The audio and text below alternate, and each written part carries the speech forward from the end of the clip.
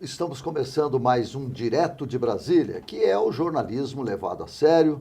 Meu caro Lucas Salles, que hoje substitui o Carlos Campos, que está meio adoentado. Seja bem-vindo à nossa bancada. Obrigado, amigo Voit. Espero melhoras, saúde para o nosso companheiro Campbell. E o nosso Direto de Brasília você pode assistir através dos canais do Grupo KTV e pelo nosso site, diretodebrasilia.com.br, e por todas as demais mídias sociais. E em breve nós estrearemos na Rede Gênesis de televisão. Rede Gênesis para 22 estados e com 85% de cobertura em todo o Brasil. Vamos conferir agora como está o tempo em Brasília. Vamos com as informações do Instituto Nacional de Meteorologia. Tempo claro a parcialmente nublado, a temperatura mínima foi de 15 graus e a máxima ficou em torno de 27 graus. A umidade do ar varia de 40% a 90%. Vamos ver então o que circula hoje nas mídias e nos jornais. Em café da manhã hoje, com jornalistas, o presidente Jair Bolsonaro falou sobre as manifestações de apoio ao seu governo marcadas para este domingo. Bolsonaro reafirmou que não vai e ainda alertou para aqueles que forem defender o fechamento do STF e do Congresso estarão na manifestação errada. O presidente Bolsonaro também falou sobre o retorno do COAF para o Ministério da Economia. Ele disse que não haverá maiores problemas, pois o órgão continuará atuando com todas as suas prerrogativas. O presidente ainda pode vetar esta decisão do Congresso, mas isso não deve acontecer. Deputados concluíram ontem a votação da medida provisória 870. Dentre as medidas, os deputados suprimiram o texto que limitava a atuação dos auditores fiscais. Apesar de muitos não concordarem por razões óbvias com a atuação dos fiscais, pois estes estariam investigando parlamentares com prerrogativa de foro, a proposta foi mantida. Uma boa notícia agora para a economia. A arrecadação cresceu 1,28%. Melhor resultado para abril dos últimos 5 anos. Economistas apostam que o crescimento será mantido também para maio. Agora nós vamos saber qual a democracia do presidente Jair Bolsonaro. O comentário é do nosso especialista em inteligência e geopolítica, o coronel Elcio Almeida.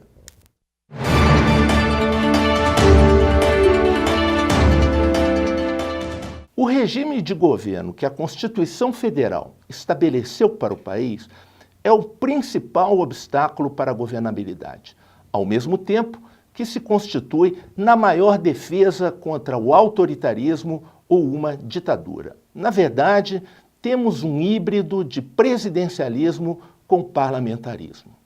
Hoje, a maioria da crítica nacional aponta suas armas contra Jair Bolsonaro e o acusa de não saber governar. Segundo analistas e um especialista, caberia ao presidente optar entre a renúncia e até o suicídio. Que absurdo! Ora, convenhamos, que espécie de governança essa crítica espera do presidente? Desde a campanha, Jair Bolsonaro deixou claro que não iria utilizar a política de troca de favores para aprovar suas propostas governamentais. O que ele disse que iria fazer é exatamente o que tem feito, ou seja, apresentar suas propostas ao parlamento para que o Congresso as analise e as vote de acordo com o melhor interesse nacional, o qual estaria alinhado com suas promessas do período eleitoral. O sistema presidencial que vivemos não é absolutista. Qualquer ação de governo depende da aprovação do Congresso. Mas e se os parlamentares, à revelia do desejo majoritário da população, resolvem rejeitar as propostas do governo, que alternativa resta ao Executivo? No modelo que a Constituição preconiza, resta ao presidente somente um caminho: sensibilizar o Congresso e a sociedade para que a população, liderada pela maioria que elegeu o presidente, manifeste seu apoio em favor do governo.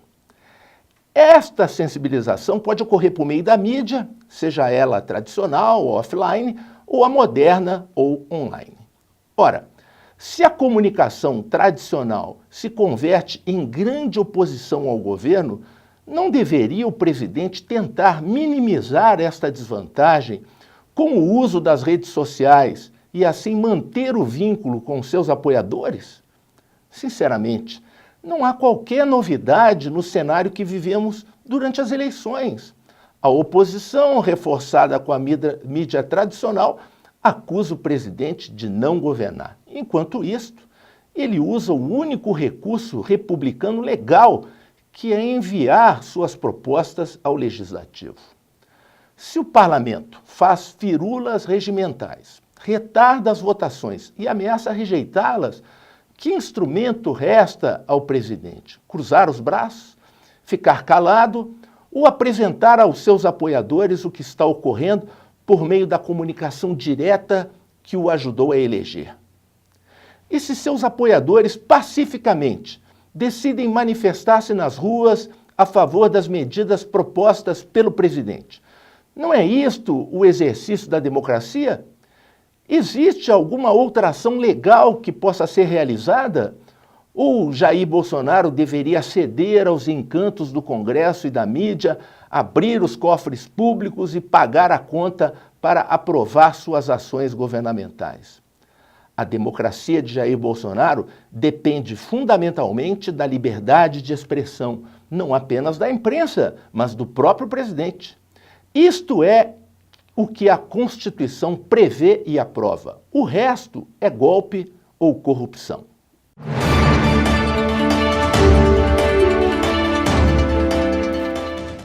Agora vamos fazer um pequeno intervalo e depois vamos falar sobre divórcio, violência contra as mulheres, as mudanças que podem ajudar a combater o feminicídio.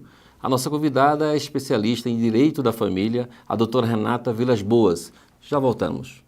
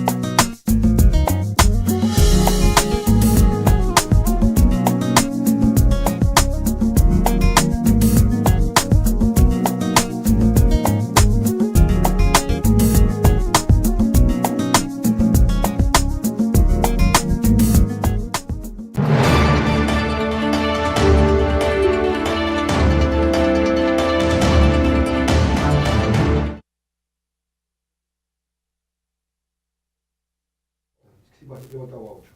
É contigo. Vai. Estamos retornando com o nosso Direto de Brasília, mas antes de nós conversarmos com a nossa convidada muito especial, a doutora Renata Vilas Boas, vamos saber o que o doutor Newton Liz fala sobre desvio de função. Isto pode ou não pode, Newton? Tem gente se queixando disso?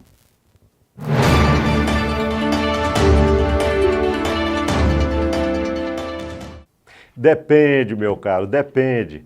Meu caro amigo X, não vou identificá-lo, mas com certeza você não é único nessa situação. Se você foi contratado para um serviço e seu trabalho no dia a dia é outro, precisamos ver isso com detalhe. Em época de crise, você sabe, isso é muito comum. Primeiro, você precisa saber o que é desvio e o que é o acúmulo de função. E como você deve lidar nesses casos. Quando você é contratado, o seu empregador deve estabelecer claramente quais são os seus deveres e atribuições. Além disso, tem que anotar na sua carteira de trabalho qual sua categoria profissional, seja vendedor, babá, eletricista. Quando você é contratado para um serviço, mas na verdade faz outro, é desvio de função. Por exemplo, você é contratado como vendedor, mas trabalha como caixa. Você deixa de vender produtos e passa a lidar com dinheiro. Isso é desvio de função. Agora, o acúmulo de função acontece quando, além de você desempenhar as funções para as quais você foi contratado, você faz ainda outras. Por exemplo, você foi contratado como empregado doméstico para fazer limpeza, cozinhar e por aí vai. E aí você que está lá cozinhando, limpando a casa, lavando roupa, em determinado momento te pedem para dar remédio para uma pessoa idosa. Quer dizer, além da casa, você trabalha para cuidar dessa pessoa, trocar fralda, levá-la para passear, alguma coisa. Veja, isso é acúmulo de função. Por quê? Porque você, além de lavar roupa, fazer a comida, essas coisas todas, você foi contratado, para a qual você foi contratado, você está pegando ainda outras responsabilidades, que é dar remédio para uma pessoa idosa. No momento da contratação, seu empregador tem que deixar isso muito claro, inclusive no contrato de trabalho. Por exemplo, eu sou contratado para ser vendedor, eu sou arquiteto, eu preciso fazer plantas e projetos, eu sou designer, eu faço identidade visual, eu sou pedreiro, ou seja, eu vou construir prédios.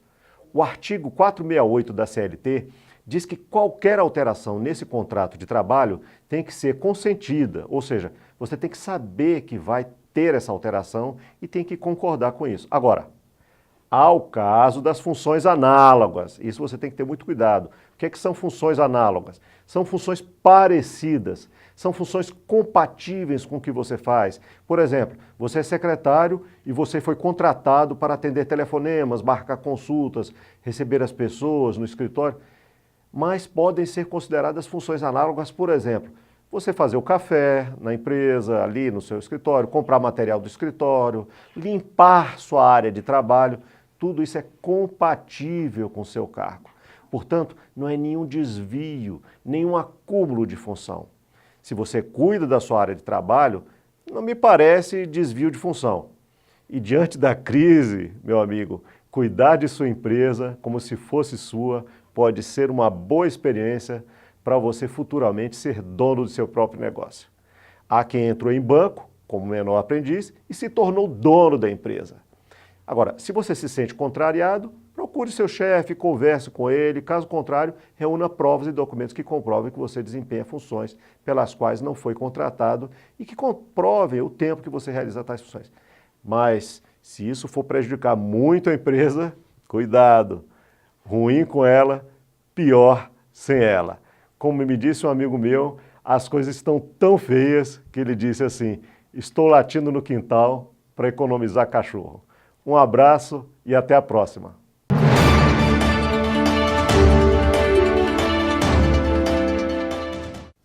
O Direto de Brasília está recebendo hoje a doutora Renata Vilas Boas, advogada, professora, dentre outras coisas, é uma especialista em direito da família, ou melhor, em direito das famílias.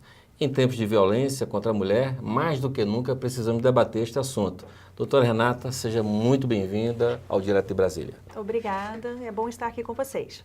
Doutora Renata, na sua opinião, por que tem crescido a violência no país e tem, setorialmente, alguns estados ela diminuiu, mas as mulheres estão sofrendo uma violência mais exposta, mais explícita e até com o surgimento de uma coisa que a gente pensa que é nova, que é o feminicídio. É uma questão de educação ou da desagregação das famílias? Como é que surge essa violência, principalmente contra as mulheres? Bom, eu acho que a base de tudo é a falta da educação e a falta de preparo dentro da própria família. Não só a educação formal, mas a educação dentro da família. O que acaba acontecendo? Esse aumento que a gente está tendo, em parte, é porque as mulheres começaram a não se submeter ou não aceitar mais, né, e acabam dizendo não. sendo que num passado, na época dos meus pais, dos meus avós, essas mulheres elas se submetiam. Então elas permaneciam no relacionamento, não tinham coragem de dizer não quero mais, ou às vezes nem tinham essa possibilidade, porque se a gente volta no tempo, o casamento ele era indissolúvel. Então você tinha, né, esses crimes, mas você não tinha tanto assim a presença feminina dizendo não, isso não é bom para mim, eu não quero mais isso. E agora que eu tenho, você tem então como reação esse aumento de feminicídio que está tendo. Uma das coisas que a gente tem percebido que no feminicídio, nesses casos que estão acontecendo agora, é que logo depois o assassino ele comete suicídio. Ou seja, ele foge da lei. O que é que está acontecendo? Existe algum estudo sobre isso, sobre esse comportamento? Esse comportamento de logo a seguir tirar sua própria vida é porque ele não vê uma espécie de continuidade. É como se ele perdesse um brinquedo, uma posse, alguma coisa, e ficasse tão frustrado com aquilo ali que achasse que não existe mais possibilidade de vida para ele. Né? Então não é exatamente estar fugindo de não cumprir a pena, mas é que para ele não tem outra alternativa. E quais são essas características que a gente já estava conversando aqui antes, do feminicídio? O que caracteriza feminicídio? Porque antes tinha uma espécie de feminicídio, crime de honra, crime de traição, né, em defesa da honra. Mas hoje, por que essa característica e por que a denominação feminicídio? Bom, é porque como crime é recente no nosso ordenamento jurídico. Assim, eu tinha o homicídio, não fazia distinção se era homem ou mulher, e aí agora eu tenho esse agravante que você retira a vida de uma mulher pelo fato dela ser mulher. Então, nesse momento é que surgiu a ideia do feminicídio. Então, percebeu-se que muitos desses homicídios que existiam, o objetivo era tirar a vida de uma mulher porque ela era uma mulher. E é bom que a gente deixe claro que esses rompentes que a gente vê aí, a gente só vê o resultado final, na realidade não. Quando você tem um feminicídio, esse autor do feminicídio, ele preparou aquilo, ele pensou, ele arquitetou, não é um impulso de alguma coisa, uma discussão que aconteceu ali numa sala, não, é algo que é preparado mesmo. E ele busca, com o feminicídio, descaracterizar a mulher. Então, se ele vai usar a faca ou um arma de fogo, ele vai acertar naquelas partes que são as partes denominadas femininas. Ele vai buscar isso, porque ele quer tirar a imagem da mulher. Então, quando você vai para o IML, você vai para o perito, ele consegue bem perceber quando se trata de um homicídio tradicional ou quando tem um feminicídio. Seria pela localização da violência, ou seja, o busto, o rosto... Exato. As partes femininas, é que se destacam a diferença, né, de uma Sim. mulher para um homem. Uhum. E como trabalhar, como minimizar, como acabar com o feminicídio? Durante esse processo de agressões, existe um trabalho de um grupo de psicólogos e psicólogas que acompanhem? Como seria a solução para as mulheres? Hoje tem um movimento chamado Laço Branco, que ele na realidade, ele é voltado para os homens, que é um processo de conscientização dele que ele não pode querer dispor da vida de ninguém. Mas mais do que isso, eu já estou na etapa final, eu já estou falando com homens adultos. Para você efetivamente coibir ou acabar com o feminicídio, a gente tem que trabalhar educação de base. É com a menina e o menino, lá atrás, falando em respeito, falando nos valores positivos que a nossa sociedade deve passar para as crianças. A partir do momento em que eu faço algumas distinções de que o homem ou o menino é melhor do que a menina, em que o menino pode fazer alguma coisa e que essa mulher não pode, isso acaba dificultando depois, quando na vida adulta ele vai se deparar com aquela mulher que quer fazer essas coisas e que ele vai estar dizendo, não, mulher minha não pode fazer isso. Então estamos errando na educação, na forma de educar nossas crianças? Tenho certeza absoluta disso. Então o problema é cultural. A gente tem É de educação? É cultural e é de educação. Se a gente não fizer uma ruptura, não adianta. Eu tenho que passar valores para essas crianças, e aí todo o sistema, crianças, adolescentes, aí vem os adultos, né, falando da importância da vida do outro. E Voit, nós homens, a gente tem que se conscientizar que homem que é homem não mata. E quem ama não mata, absolutamente. Quem ama, cuida. Então, isso a gente tem que começar a trabalhar nas mídias, ou seja, a gente também nós somos corresponsáveis. Mas existem algumas questões que ainda ficam pendentes do esclarecimento disso aí. Porque o feminicídio, ele não é tão setorizado, né, na população mais pobre, na população mais carente, ou isso já é perceptível também? Não, ele não é assim, o privilégio de uma categoria, de uma classe social, não. Ele pertence a todas. É transversal. Mas o grau de pobreza, por exemplo, interfere no relacionamento? Nesse aspecto, não. Não quer dizer que pelo homem estar dentro de uma classe A, né, que seria o ponto, ele já teria entendido que a mulher é tão ser humano quanto ele. Não necessariamente. Dependendo da estrutura da educação que ele teve, ele acha que essa mulher, a sua esposa, está subordinada a ele. É e a uma palavra posse. é isso mesmo, uma posse. Está subordinada. E a partir do momento que ela não faz aquilo que ele deseja, e às vezes é coisa boba, né, não faz, ela se coloca numa situação de risco. Bom, nós vamos fazer um pequeno intervalo e nós já vamos voltar com o nosso Direto de Brasília e continuar a nossa entrevista com a doutora Renata. Já voltamos.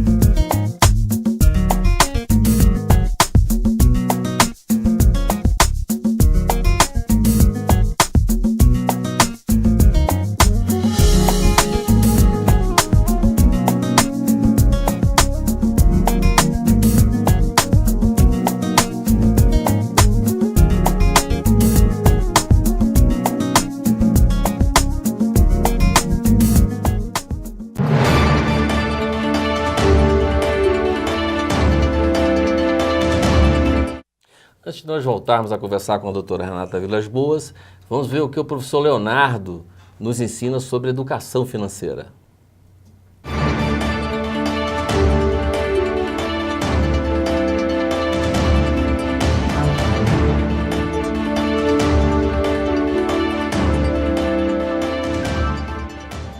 Muitas pessoas nos perguntam da onde surgiu a metodologia dos 6 Gs. Essa metodologia surgiu do processo que Carol e eu enfrentamos durante todos esses anos que a gente vem empreendendo e principalmente durante 8 anos que estávamos focados no empreendedorismo, empreendendo, gerando nossa renda. A gente estava até indo muito bem, isso significa uma boa renda mensal. E de repente, por motivos externos, também por alguns motivos nossos, mas também externos, por exemplo, como a alta do dólar, nosso negócio começou a cair. E a gente se viu vendo a nossa renda diminuir mês a mês e sem muitas opções que a gente poderia lidar. Neste momento, a gente começou a se questionar muito e mergulhar para entender como é que funciona o fluxo de dinheiro na vida das pessoas. Por que muitas pessoas lidam de formas diferentes, independente da renda? A gente via pessoas que ganhavam muito dinheiro para nós e que tinham uma vida difícil financeiramente. E outras pessoas que não tinham uma renda excelente, mas que tinham uma vida sustentável. Hoje a gente chama de sustentável, uma vida estável. Foi nesse momento que a gente tomou uma decisão de mudar a nossa realidade financeira e começamos a estudar, a conversar com pessoas, a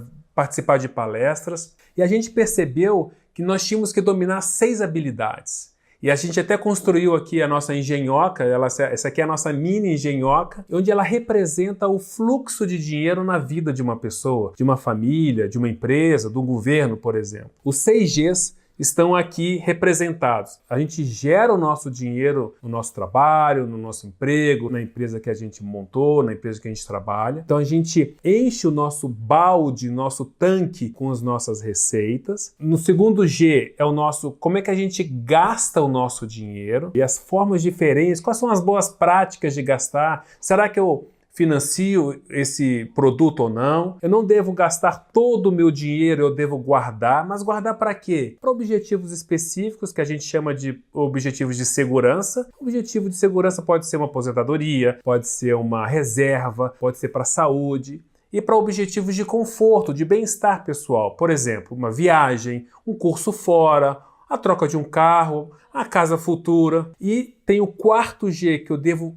botar esse dinheiro para ganhar mais dinheiro. Lembre-se que o primeiro é gerar, onde eu estou presente, e o quarto G eu devo ganhar dinheiro, isso é, vou botar meu dinheiro para trabalhar, para ganhar dinheiro. E no ano passado nós incluímos mais 2 Gs, que a gente percebeu que são fundamentais para o processo de construir uma sustentabilidade financeira, que é o gerir os baldes, que é gerir esse fluxo de dinheiro, e o G da gratidão. A gente percebe muitas vezes as pessoas até realizando, mas não felizes com o que ela está realizando. E a gente trabalhar essa gratidão, esse reconhecimento, passo a passo, que vem sendo construído, é fundamental para a gente construir uma vida sustentável financeiramente. Nas próximas semanas, vamos mergulhar em cada um desses Gs e vamos detalhá-los para que a gente possa ajudar cada vez mais pessoas a seguir nesse rumo da sustentabilidade financeira. Nos vemos nas próximas semanas.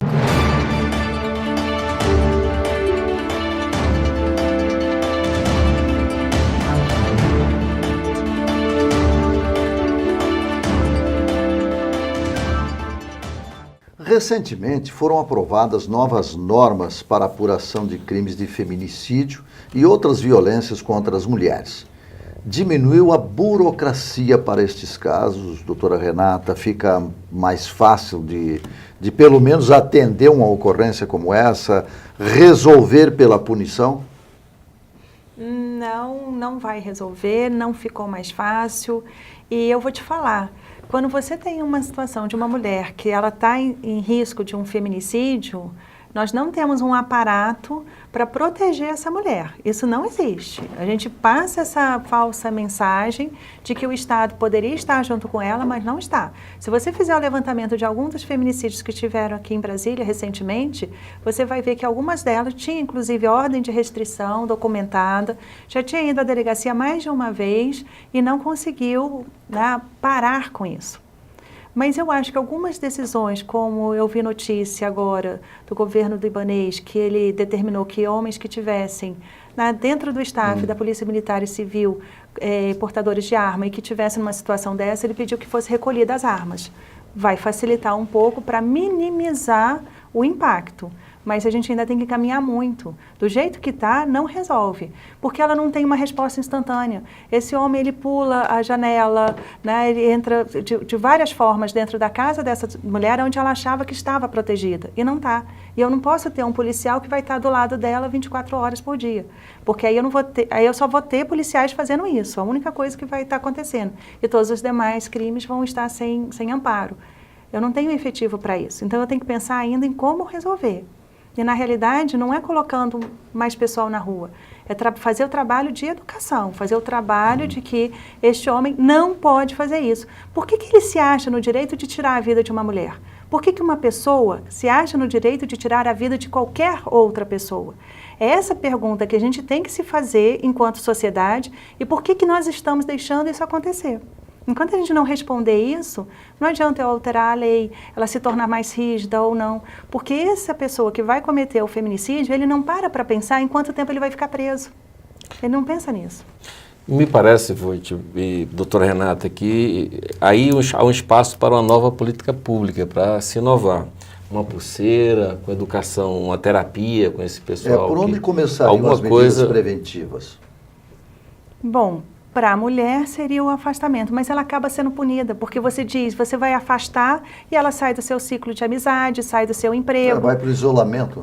Ela fica sendo punida nisso. Do outro lado, eu tenho que retirar esse homem, fazer um tratamento no processo contra a raiva. Ele tem que se educar. A nossa sociedade, ela ainda não está preparada ou não gosta do psicólogo, que tem um papel muito importante nisso. Não gosta, acha que é coisa de doido. Mas absolutamente, psicólogo é um profissional como qualquer um outro, é terapia, né? Vamos acabar com isso, vamos desmitificar isso, todos nós precisamos. É porque ele é psicólogo, viu, professor?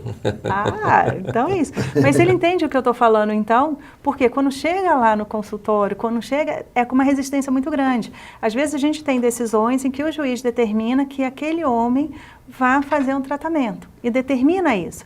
Ele vai uma vez, não fala, ele vai a segunda, não fala, ele diz, eu estou perdendo meu tempo aqui, né? E ele não aproveita esse espaço para fazer uma reflexão de por que a gente acha que ele precisa estar lá. Ele nem para pensar de que de repente ele pode estar errado. Mas por quê? Porque ele aprendeu com o pai dele daquele jeito, que aprendeu com o avô, e eu preciso fazer esse corte, senão não vamos conseguir. Agora, como é que a senhora daria alguma dica para as mulheres, daria alguma orientação? É perceptível já os primeiros princípios da violência contra a mulher? Se esse namorado virar para ela e falar assim, namorada minha não usa uma saia desse tamanho, namorada minha tem que ter cabelo comprido, começa a se preocupar. Se ele começar a controlar o horário que chega, o horário que sai, tem que ter a senha do Facebook, do WhatsApp, de não sei o quê, se preocupa.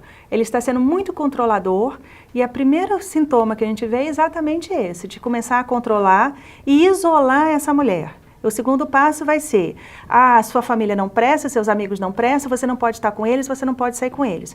Isola essa mulher da sua rede de apoio. Né? E aí todo mundo tem problema, só ele que serve, só ele que está bem ali. Às vezes, aí a psicopatia, às vezes, vai evoluindo a ponto dele ter ciúmes dos próprios filhos, de vir a matar a esposa porque ela está grávida dele, porque ele não aceita que ela fique grávida. Agora, quando ela percebe, quando a mulher começa a perceber essas questões, essas coisas, esses cerceamentos, né, de liberdade, como ela deve proceder? Vai procurar pedir para o marido ir para um psicólogo? Algum amigo dar algum conselho para essa pessoa?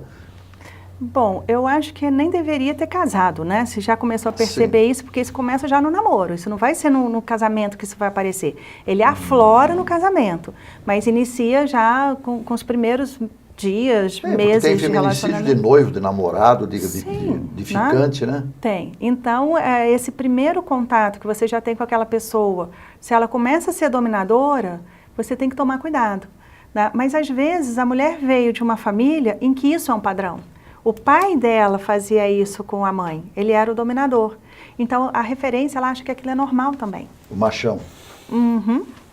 Aquele que domina, aquele que é o provedor, e que na realidade não é. E muitas vezes o problema também ocorre quando eu tenho, e agora a gente está com problema na economia, né? O desemprego, eu tenho a frustração de não estar recebendo tanto quanto gostaria de prover aquela família, e acaba descontando nessa mulher. Então, o problema está no início da relação, Voit. Então, dizes com quem andas, ou seja, veja com quem você vai iniciar um namoro, uma relação, porque no início, quando esse parceiro começar a mostrar que é controlador, é a hora de você tomar seus cuidados, ou seja, acabar essa relação já no início. Voit, tem direito das famílias. Eu gostaria que a doutora Renata nos explicasse que virou famílias ou isso já existia? Porque a gente vai, direito de família. Mas agora é direito das famílias. O que acontece? Quando a gente volta no tempo, o Código Civil de 1916, lá no comecinho dele, a única forma de família conhecida e reconhecida juridicamente era a família vinda do casamento. Só tinha essa. Não existia união estável, não existia nenhuma outra. Quando veio a Constituição de 88, ela vem falando em 3 espécies de família. E aí a família vinda do casamento, a família vinda da união estável, a família vinda de um relacionamento do pai ou a mãe com a sua prole, que é a família monoparental. A partir da Constituição de 88, então a denominação correta seria o direito das famílias. Mas não são apenas essas 3 famílias que nós temos outras. E no Brasil a gente encontra essa pluralidade. A gente não tem aquela avó que cuida do neto? Sim. É uma família, né? Nós não temos aquela família que é recomposta, que a gente chama, que teve um novo casamento e agora eu tenho a madrasta ou padrasto que está cuidando do enteado. Então eu tenho a esposa com seu filho do primeiro casamento, eu tenho o marido, né, com seu filho de um primeiro casamento, e agora os dois se juntaram e às vezes tem até filhos, os meus, os seus, os nossos. Também é uma família. Então assim, eu tenho várias espécies de famílias e todas elas precisam ser amparadas. E todas elas têm um tratamento específico por parte da Justiça? Nem todas. Nós temos algumas que estão sendo questionadas aí, se elas podem ser consideradas ou não família. Quando a gente fala, por exemplo, das uniões paralelas, que são duas famílias com uma pessoa em comum, e que nós conhecemos também já do passado essa história, é aquele homem o marinheiro que tem uma família em cada porto. Então a pergunta é, se ele tem uma família em cada porto, e aí essas famílias todas devem ser reconhecidas, e nós estamos tendo decisões nos tribunais reconhecendo todas essas mulheres, né, dos portos aqui, que estão sendo reconhecidas. E os novos arranjos familiares, ou seja, pessoas do mesmo gênero, essas novas famílias, eles sofrem mais que essas outras famílias tradicionais? Mesmo o marinheiro, as pessoas reconhecem que é possível ter uma família em cada porto, mas pessoas do mesmo sexo, essas novas famílias, como é que elas são percebidas? O que acontece? Essas novas famílias vindo com o mesmo sexo, eles conseguiram uma decisão perante o STF, eu tenho uma resolução do CNJ e eu equiparo essas famílias como família vinda do casamento ou da união estável. Então, para mim, já é uma família normal. Para a gente, juridicamente falando, eu não faço mais essa distinção. No meu mundo real, onde ainda há o preconceito, isso acaba acontecendo. Mas se eu tenho, né, dois homens ou duas mulheres que se casaram, eles têm os mesmos efeitos jurídicos que um casal homem e mulher. É tudo igual. Né? Tem união estável. Quem tem união estável? Duas mulheres, ou dois homens, ou um homem e uma mulher. Todos esses três casais têm o mesmo tratamento na união estável. Eu acho que a Justiça ela não tem que fazer essas distinções de gênero, vamos dizer assim, né? Porque família é família. Seja dois homens, duas mulheres, isso, acho que é por aí que a gente vai começar a promover um tratamento não discriminatório de qualquer coisa, né? De castas, de raça, disso, daquilo. Doutora Renata, muito obrigado pela sua presença aqui. Nós ainda vamos trazê-la novamente, né, porque estamos sendo pressionados pelo público para falarmos especificamente de divórcio, como é que o divórcio ocorre, as relações, os cuidados para o casamento, tudo isso a gente vai querer tratar com a senhora no próximo convite que já está feito. Bom, então eu aguardo, estou doida para falar do porquê a gente não deve ter uma união estável. Tá certo. Ó, você fique curioso, porque eu também estou ficando curioso depois dessa aí. Nós já voltamos com o nosso Direto de Brasília.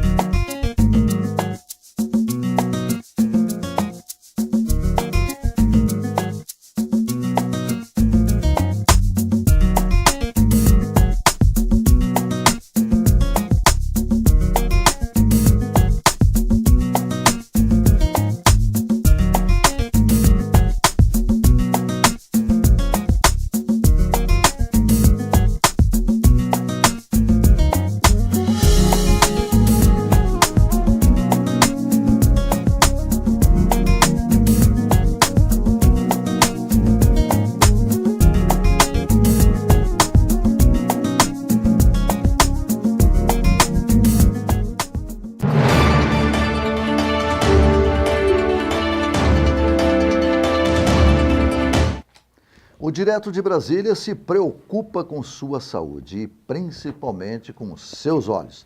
Vamos ver quais são as recomendações de hoje do Dr. Carlos Souza, oftalmologista, um especialista nesse assunto.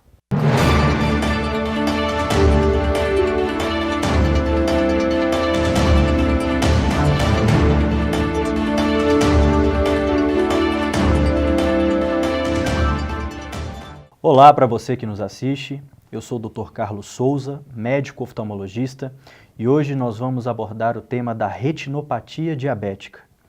Bom, mas antes disso precisamos falar sobre o diabetes, que é uma doença prevalente e que a cada ano afeta mais e mais pessoas no mundo.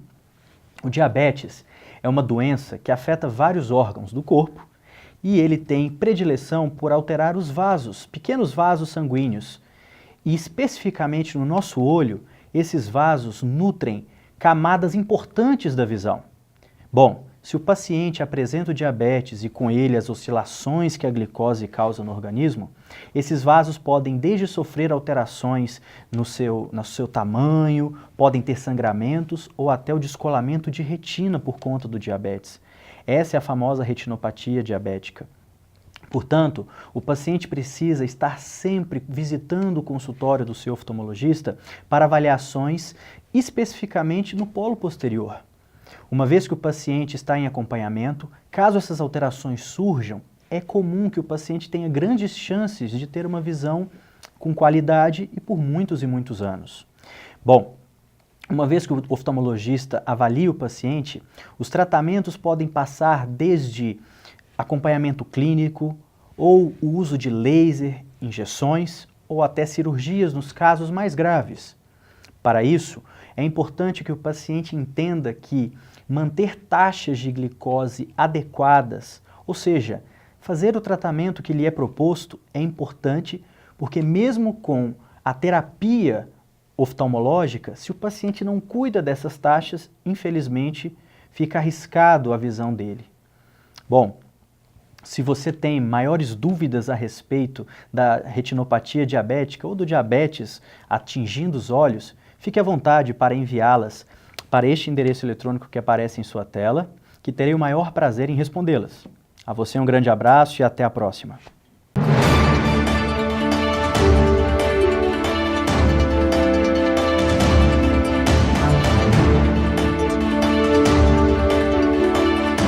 E o nosso convidado agora é o presidente do IPOD, Instituto de Popularização do Direito, Dr. Max Talesca. Dr. Max, seja bem-vindo e nos fala um pouco sobre o IPOD. Boa noite, Lucas. Boa noite, Voit. Tudo bem? Agora melhor. Melhor, né? O Instituto de Popularização do Direito é uma ONG, na verdade, hoje a gente chama de Organização da Sociedade Civil, né? A gente tem o Instituto de Popularização do Direito desde 2013. No ano de 2017, 16, 17, nós começamos a ir para redes sociais. Hoje existe a página www.ipod.org.br. Existe também o nosso trailer da cidadania, que é um veículo que vai até a comunidade para dar aulas expositivas de direito popular. O que é o direito popular? É, na verdade, uma forma de comunicar o direito com palavras mais simples para que a população compreenda melhor os seus direitos e os seus deveres. Então, esta é a finalidade do IPOD. Então, o trailer da cidadania, que é o nosso veículo, digamos assim, mais vistoso, aquilo que pode ser de forma mais real, no mundo real, né? Não só na internet, é a forma mais manifestada de maior realidade do IPOD. No dia 16, por exemplo, no dia 11 e no dia 18 de junho, o IPOD estará na Defensoria Pública, no projeto Conhecer Direito, dando uma aula de direitos fundamentais para alunos da rede pública do Distrito Federal. A Defensoria Pública tem um projeto muito próximo dos objetivos do Instituto de Popularização do Direito e hoje nós estamos dando aula também de direito popular para os alunos da rede pública. O direito nas escolas é importante para que o jovem... É importante porque o que acontece? O direito está na vida da pessoa desde o início. Ela já nasce e ela tem que ter o quê? Uma certidão de nascimento. E ela termina a vida com uma certidão de óbito. Então, a burocracia estatal, o Estado, ele já entra na vida da pessoa desde o início. Então, é importante que todos nós saibamos como é o direito, né? Quais são os nossos deveres também. Essa popularização do direito, ela já existe, na verdade. O IPOD, ele está congregando, ele lançou essa ideia há bastante tempo atrás, mas com a TV Justiça, por exemplo, é um instrumento de popularização do direito. Esse projeto Conhecer Direito da Defensoria Pública é um projeto também muito próximo das ideias do IPOD. Por que isso? Outras matérias já fizeram isso. Hoje nós temos o médico Drauzio Varela fala sobre medicina, para as pessoas entenderem a medicina de maneira simples. Nós temos professores de filosofia hoje, o Leandro Carnal, o Mário Sérgio Cortella, falam sobre um tema que é a filosofia, que é algo super difícil, a gente achava sempre isso, né? De maneira simples a filosofia. Por que não falarmos de maneira simples o direito para que as pessoas compreendam? Bom, e vocês vão saber agora que a partir de junho, vocês vão ter também aqui no Direto de Brasília as explicações não só sobre direito, né, direito cidadão e tal, a cargo do IPOD, do qual o Dr. Max Telesca é presidente. Mas nós vamos ter também sobre saúde, como vocês já ouviram o Dr. Carlos, vamos ter sobre a economia financeira das famílias, Dr. Leonardo. Então isso vai ser permanente dentro do nosso programa. Toda semana eles estarão aqui para explicar estas e outras especialidades. Agora nós vamos falar de outro assunto que é também agora uma das missões do Dr. Telesca, que é a consultoria jurídica da Confederação Nacional dos Municípios. E esta semana os tribunais superiores se debruçaram em assuntos fundamentais para o cidadão, porque o cidadão mora no município, ele não mora no estado e nem mora na nação. O STJ estava tratando de um assunto que, para os prefeitos, é fundamental, a contratação direta de advogados por entes públicos. Como é que ficou essa questão? Voit, essa é uma questão extremamente importante, especialmente para os municípios, e especialmente para os municípios menores, porque não compõem, não tem na sua composição administrativa, muitas vezes, uma procuradoria. Uma grande maioria dos municípios não tem procuradorias. O que acontece? Acaba contratando escritórios de advocacia para suprir esse déficit na sua máquina estatal, digamos assim. Então, o que há hoje no Brasil é uma grande confusão de entendimentos. Então, o Superior Tribunal de Justiça, o Tribunal de Contas da União e o Supremo Tribunal Federal, eles vão emitindo posicionamentos que nem sempre se harmonizam. O que vem acontecendo? Isso causa uma insegurança jurídica. Só que, com o tempo, essas coisas tendem a se estabilizar. O Superior Tribunal de Justiça, esta semana, começou a rejulgar, a voltar ao julgamento sobre esse tema. Né? O ministro Napoleão Nunes Maia Filho, da primeira sessão, é o relator de um recurso, e este recurso ele tinha um voto favorável a que as contratações fossem mais flexíveis, que a contratação fosse dada como a contratação de um advogado é algo muito personalíssimo, o STJ vinha entendendo, pelo voto do ministro Napoleão, essa flexibilidade. No entanto, o processo teve um pedido de vista e o ministro Og Fernandes trouxe um outro entendimento, dizendo que a contratação de advogados diretamente, sem licitação, portanto, pelo município, deve observar a singularidade de objeto, que é uma contratação de algo que é difícil de explicar rapidamente, mas a singularidade de objeto é quando você vai buscar no mercado algo que é pouco provável, um serviço muito raro. E também a notória especialização. O que aconteceu em suma? Houve um outro pedido de vista e esse recurso especial, esses embargos de divergência em recurso especial, houve uma suspensão do julgamento. Mas em breve, o Supremo Tribunal Federal também deverá julgar essa matéria no plenário e isso eu acredito que este ano deveremos ter uma harmonização da jurisprudência sobre esse tema que é de muita importância. Doutor Max, a gestão pública, um dos preceitos é a impessoalidade. O senhor acabou de falar na personalização, ou seja, quando você opta por um advogado, você procura uma relação, criar uma relação com o advogado. Exatamente. Então, como é que fica esse ponto, esse princípio que é básico na gestão pública, da impessoalidade quando se você procura um advogado que busca justamente essa aproximação, essa relação com o gestor e com a gestão. Há um princípio da administração pública, como você bem falou, que chama-se princípio da impessoalidade, né? Quando se contrata um determinado profissional, vamos trocar a área, vamos falar sobre uma obra de arte, por exemplo, né? Você quer contratar um determinado profissional e como há uma identificação do gestor público ou daquela, não do gestor em si, mas da municipalidade, ela pode eventualmente contratar determinado artista por conta daquela relação intrínseca com relação ao objeto ali, que só ele poderá dar. Então, esse entendimento se transportava também para a advocacia. Como a advocacia, nem sempre, né, tem temas que tenham essa peculiaridade, acabou, vamos dizer assim, havendo uma banalização dessa personalização, né, do serviço. E isso acabou gerando distorções, e essas distorções também geraram contratos que não, digamos assim, tão republicanos. Então, o que se busca é fazer um equilíbrio entre também o punitivismo que há muito grande hoje na sociedade e o justo não pagar pelo pecador. Esta aqui acredito que é isso que os ministros, tanto do STJ quanto do Supremo, buscarão para equilibrar essa balança. Esse seria o caso do tratamento sobre improbidade administrativa? A improbidade administrativa é um outro tema muito importante também para os municípios, os prefeitos, para todos os gestores públicos, na verdade, porque a improbidade administrativa é uma lei excepcionalmente que vem é muito boa. A lei trouxe frutos positivos, porém houve uma banalização do seu uso também. A lei é de 1992, a lei 8429 de 1992. Ao longo do tempo, a improbidade administrativa ela acabou sendo banalizada, porque não é que nem um crime. No crime você diz o seguinte, matar alguém, pena. Uhum.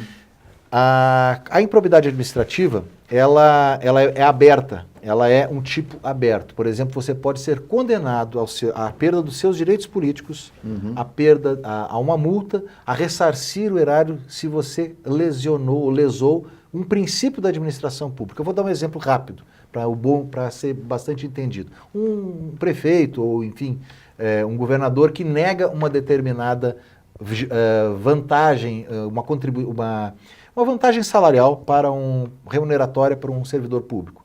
E este servidor público ingressa na justiça e ganha um mandado de segurança contra aquela decisão. Em tese, o que aconteceu foi uma ilegalidade deste prefeito ou deste gestor. Aconteceu uma ilegalidade, a justiça mandou dar aquela vantagem. Mas não é que a lei de improbidade administrativa pune o gestor por lesão ao princípio da legalidade. Ou seja, houve uma ampliação muito grande e hoje dos conceitos das punições na improbidade administrativa. E o que há hoje no Congresso Nacional é que está iniciando uma discussão agora no Congresso de um projeto de lei que visa trazer mais equilíbrio também à lei de improbidade administrativa para que não gere tantas distorções, Voit. Sabe por quê? Ninguém quer ser mais gestor público, Lucas, nesse país. É verdade. Então, eu queria voltar ao ponto de medicamentos, doutor Max.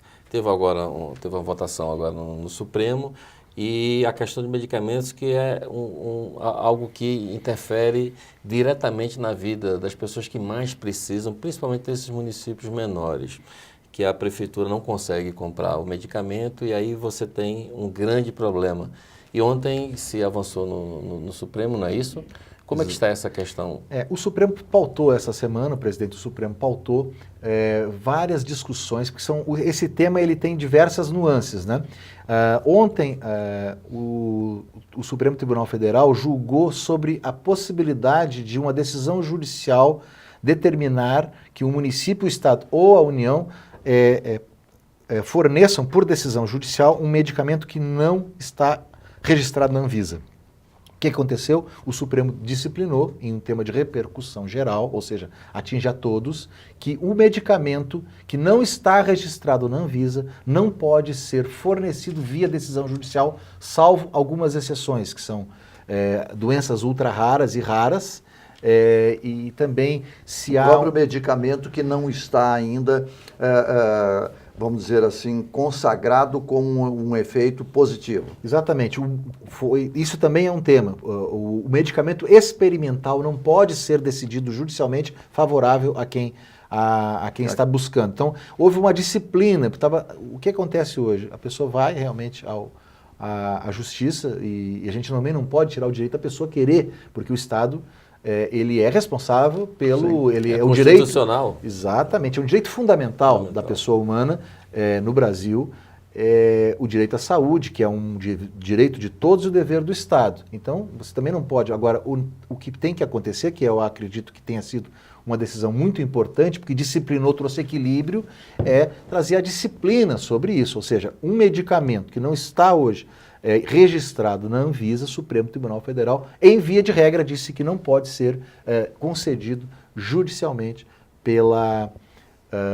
por meio de uma decisão judicial. Agora, esse acompanhamento que a Confederação Nacional dos Municípios está fazendo, isso aí é de valiosa importância para os prefeitos, para os próprios municípios, porque é difícil de transitar um prefeito aqui tendo que vir a Brasília tratar no Supremo Tribunal Federal. Tem que saber o trâmite, tem que saber o jeito e tem que ter a competência. Na verdade, a Confederação Nacional de Municípios, ela é um órgão de uma grande valia para a sociedade. O municipalismo e a Confederação Nacional de Municípios, ela tem esta identificação, a história da CNM, ela praticamente se mistura com o próprio movimento municipalista. E tem uma grande atuação no Executivo, uma grande atuação no Legislativo com acompanhamento das matérias, e hoje nós estamos buscando também o acompanhamento das demandas que se encontram no Judiciário, porque o Judiciário, aqui voltando ao nosso tema da popularização do direito, o Judiciário hoje ele faz parte da vida das pessoas, né? Para o bem ou para o mal, porque também a gente sabe que o sistema judiciário tem muitos problemas, inclusive de demora. Porém, a importância, ela ganhou muita importância, as decisões judiciais ganharam muita importância e é importante então que os municípios, os prefeitos, os cidadãos tenham também este acompanhamento. Tá certo, então. Dr. Marcos Telesca, nosso muito obrigado pela sua presença aqui no Direto de Brasília. Dr. Marcos já está compromissado com o Direto, virá aqui constantemente trazer informações não só sobre o IPOD, do qual ele é o presidente, mas também da atuação jurídica da Confederação Nacional dos Municípios. Muito obrigado pela sua presença aqui. Eu que agradeço, Voit, eu que agradeço, Lucas, tudo de bom. Tá certo, então. E a você que nos acompanhou, muito obrigado pela sua audiência e até um próximo Direto de Brasília.